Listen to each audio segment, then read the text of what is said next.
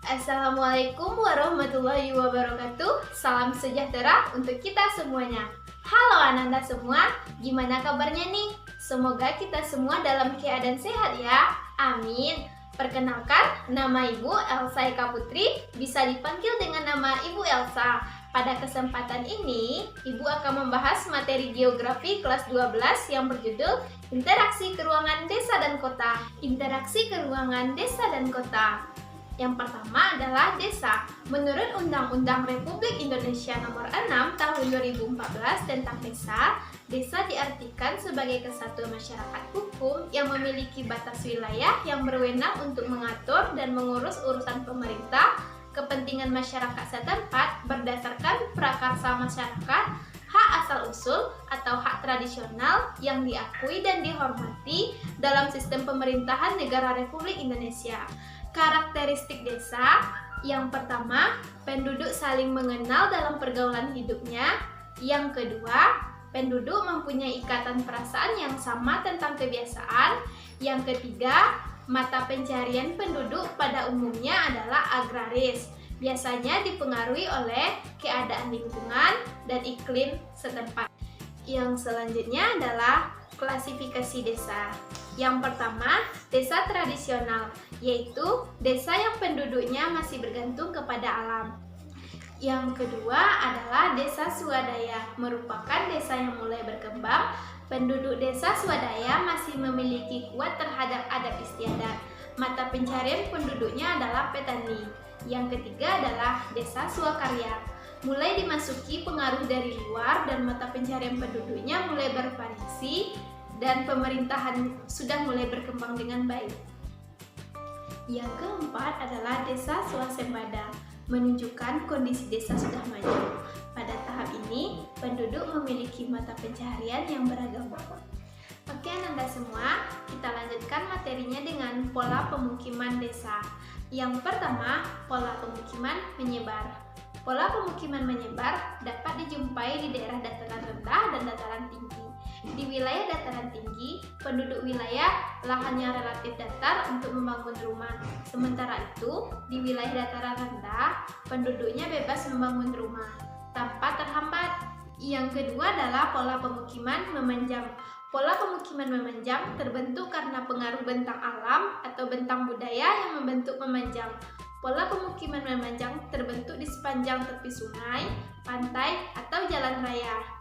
Yang ketiga adalah pola pemukiman mengelompok. Pola pemukiman mengelompok terbentuk di titik pertemuan atau tersimpangan jalur, transportasi, dan pegunungan. Penduduk desa di daerah pegunungan umumnya memiliki hubungan kekeluargaan dan sikap gotong royong yang tinggi. Oke Nanda semua, selanjutnya kita membahas tentang kota. Menurut Erwin Taro pada tahun 1984, kota merupakan suatu sistem jaringan kehidupan yang ditandai dengan kepadatan penduduk yang tinggi dan diwarnai dengan strata ekonomi yang heterogen secara bercorak materialistik. Oke Ananda semua, teori konsentris ini membagi wilayah kota menjadi 5 zona. Zona pertama merupakan pusat segala kegiatan ekonomi, budaya, teknologi, dan politik dengan aksesibilitas paling tinggi, seperti sosial. Zona yang kedua mengalami penurunan kualitas lingkungan yang disebabkan pemusat lingkungan kegiatan pada zona yang pertama. Pada zona 2 terbentuk pemukiman kumuh atau slum area yang berasosiasi daerah miskin dan kriminalitas yang tinggi. Zona yang ketiga ditempati para pekerja dan pendatang dengan kualitas pemukiman yang lebih baik dari zona yang kedua. Zona yang keempat ditempati penduduk dengan tingkat ekonomi menengah atas dan fasilitas permukiman lebih tertata dan nyaman. Zona yang kelima merupakan kawasan penglaju. Kedua, teori sektoral. Pada tahun 1930, Homan Hyde mengemukakan teori sektoral berdasarkan penelitian di kota Chicago, Amerika Serikat, seperti yang dilakukan Burgess. Ia berpendapat bahwa pengelompokan penggunaan lahan kota menjulur seperti irisan kue tart. Pertumbuhan kota tidak mengikuti zona-zona teratur secara konsentris, tetapi membentuk sektor-sektor yang lebih luas. Nah, selanjutnya ada namanya teori inti ganda. Teori inti ganda dikemukakan oleh Harris dan Ullman pada tahun tahun 1945. Teori ini mengoreksi teori dari Burgess dan Hoyt. Secara kenyataan, kondisi kota lebih kompleks dibandingkan model konsentris dan sektoral. Kota berawal dari terbentuknya nukleus baru yang berfungsi sebagai kutub pertumbuhan. Interaksi wilayah dapat diartikan sebagai suatu hubungan timbal balik yang saling berpengaruh antara dua wilayah atau lebih. Hubungan tersebut dapat menimbulkan gejala kenampakan atau permasalahan yang baru. Nah, ada faktor-faktor yang mendasari interaksi menurut Edward Uman, di mana faktor yang mempengaruhi interaksinya antara lain: yang pertama, adanya wilayah-wilayah yang saling melengkapi atau regional complementarity. Setiap daerah itu pasti punya kekurangan dan kelebihan. Biasanya kita bisa menjumpai bisa dalam bentuk sumber daya, barang, atau jasa. Nah, karena hal ini, banyak desa dan kota yang akhirnya saling melengkapi.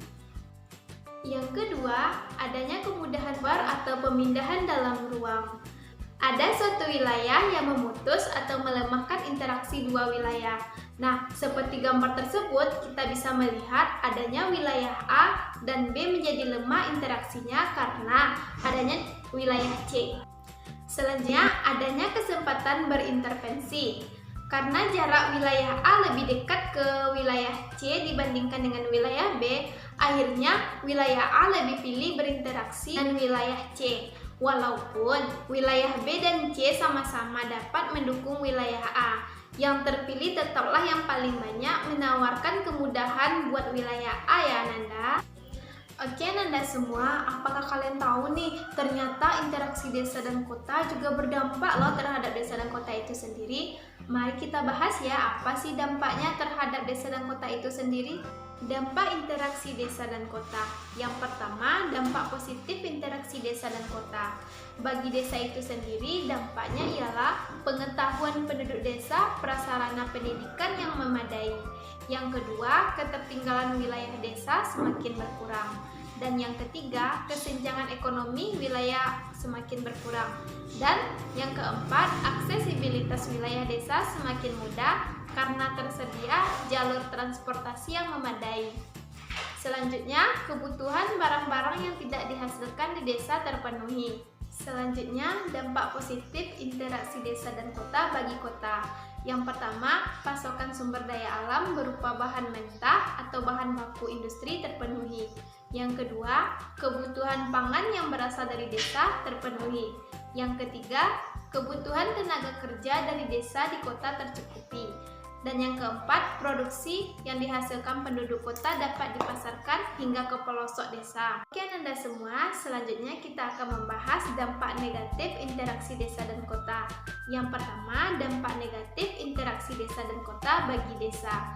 Yang pertama, memudarnya semangat kerja dan penduduk desa di bidang pertanian akibat modernisasi kota. Kedua, meningkatnya perilaku konsumtif. Yang ketiga, berkurangnya jumlah tenaga kerja produktif di bidang pertanian. Yang keempat, berubahnya penggunaan lahan desa akibat perkembangan kota dan pembangunan perumahan di perbatasan desa dan kota. Yang kelima, memudarnya tradisi di pedesaan sebagai akibat tata cara dan kebiasaan kota yang mengubah budaya desa. Selanjutnya, dampak negatif interaksi desa dan kota bagi kota. Yang pertama, meningkatnya jumlah pengangguran dan penduduk miskin di kota akibat urbanisasi. Yang kedua, muncul daerah kumuh atau slum area dan daerah liar di bantaran sungai, pinggiran rel kereta api, kuburan, dan kolong jembatan. Yang ketiga, tingginya kepadatan penduduk menyebabkan kurangnya optimalnya kinerja pelayanan umum. Keempat, terjadi degradasi kualitas lingkungan fisik dan sosial akibat peningkatan jumlah penduduk dari dalam dan luar kota. Nah, oke Ananda semua, segitulah penjelasan Ibu mengenai interaksi desa dan kota. Semoga Ananda bisa memahami ya tentang interaksi desa dan kota. Sekian, terima kasih. Assalamualaikum warahmatullahi wabarakatuh. See you!